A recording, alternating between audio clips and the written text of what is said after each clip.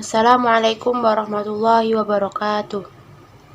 Innal hamdalillah nahmaduhu wa nasta'inuhu wa nastaghfiruh wa na'udzu billahi min shururi anfusina wa min sayyiati a'malina. May yahdihillahu fala mudilla lahu wa may yudlil fala hadiya lahu.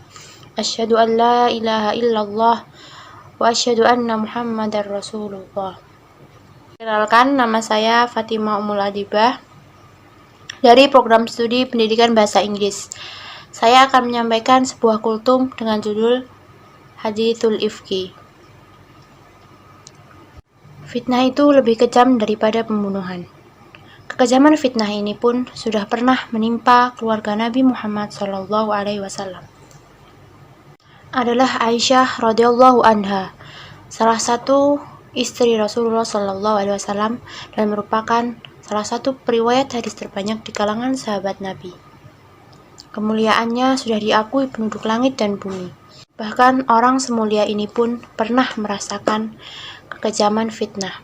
Waktu itu Rasulullah SAW pulang dari perang Bani Mustalik. Kebiasaan Nabi adalah membawa salah satu istri beliau dalam peperangan. Kebetulan saat itu giliran Aisyah radhiyallahu anha. Di tengah perjalanan, rombongan berhenti untuk beristirahat. Aisyah turun dari kerandanya karena merasa bahwa kalungnya telah hilang. Dan ketika ia kembali, rombongan telah berangkat. Sahabat pikir Aisyah sudah berada di dalam keranda. Aisyah pun duduk di atas sebuah batu.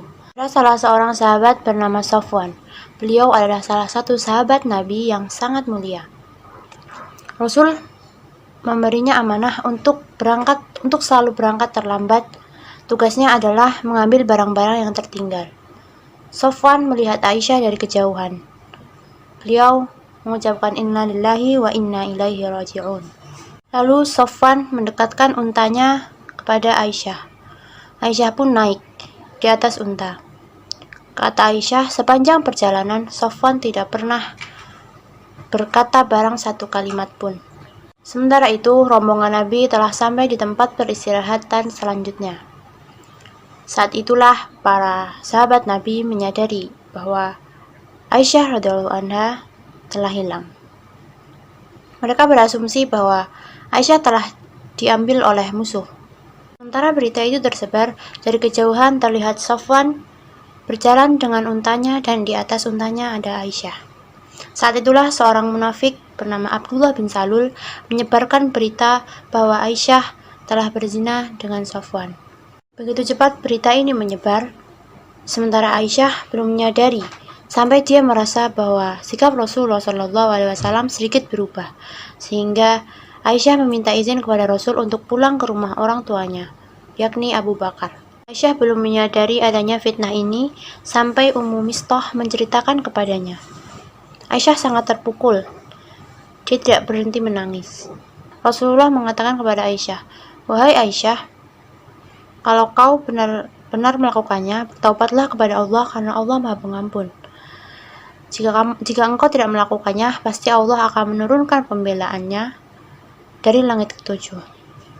Aisyah pun berkata, "Wahai Rasulullah, saya hanya akan mengucapkan apa yang diucapkan oleh Nabi Yakub pada saat Yusuf hilang. Innama ashku bathi wa huzni ilallah."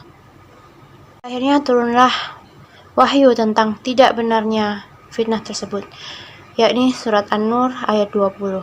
Pada saat itu, Allah menurunkan pembelaannya kepada Aisyah dari langit ketujuh. Barang siapa yang paham tentang sunnah Nabi, maka akan membela Aisyah hingga hari kiamat. Pelajaran yang dapat kita ambil dari peristiwa ini adalah selalulah bersabar dalam menghadapi musibah yang menimpa kita. Dan janganlah mudah percaya dengan berita yang masih belum pasti kebenarannya. Saya rasa hanya ini yang bisa dapat saya sampaikan. Bila ada kebenaran, datangnya dari Allah. Dan jika ada kesalahan, datangnya dari saya sendiri. Billahi taufiq wal hidayah. Waridha wal inayah. Wassalamualaikum warahmatullahi wabarakatuh.